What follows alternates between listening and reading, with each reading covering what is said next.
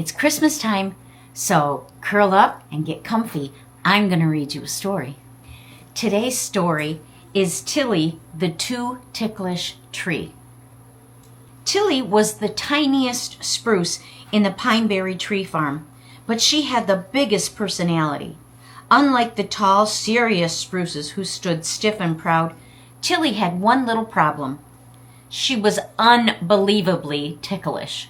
The moment anything touched her branches, a snowflake, a mitten, even a gentle breeze, Tilly would wiggle and giggle until her needles shook like tiny green bells.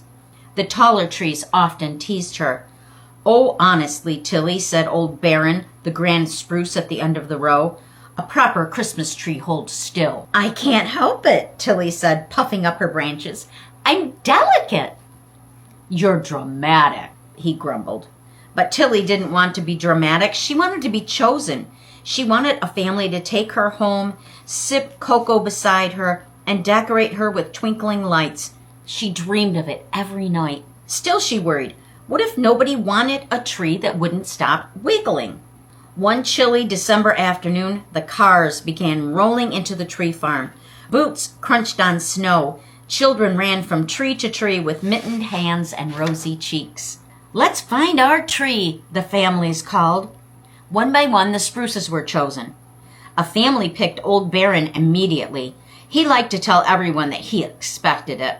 Tall Martha, the elegant fir, was chosen next. Even Cookie, the crooked-looking pine, who leaned a little to the left, went home with a family who said he had character. Tilly tried her hardest to stand still, but every time someone brushed past her branch, wiggle, wiggle, giggle, giggle, she shook like she had ants in her needles. "I can do this," she whispered. "Just stay calm." But that's when a snowflake drifted down and landed right on her tip. Tilly squealed and wiggled so hard she accidentally shook a whole puff of snow onto a child walking by. The boy looked up, surprised, then laughed.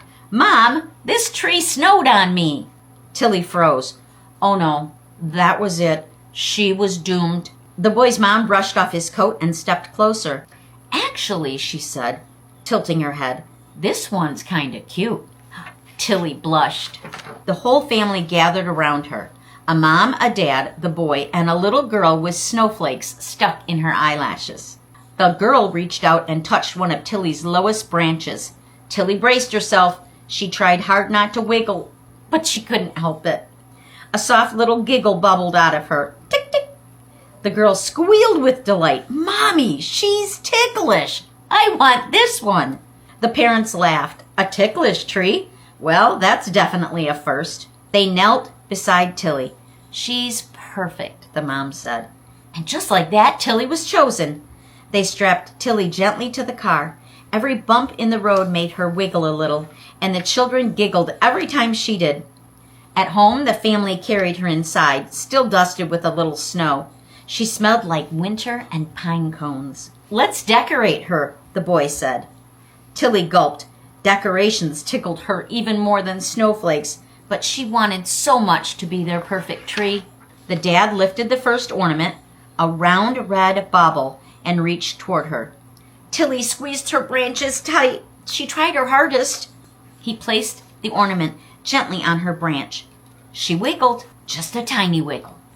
But the ornament didn't fall. The little girl clapped. "She did it! She's learning!" With warm hands and quiet laughter, the family began decorating slowly, one ornament at a time. And with each new touch, Tilly wiggled less and less. Not because the tickles were gone, but because they didn't feel scary anymore. They felt warm. They felt gentle. They felt like love. By the time they plugged in the lights, Tilly was sparkling from head to trunk.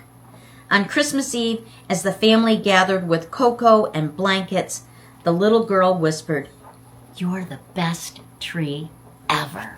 Thanks for listening. Stay cozy. I'll read another story tomorrow.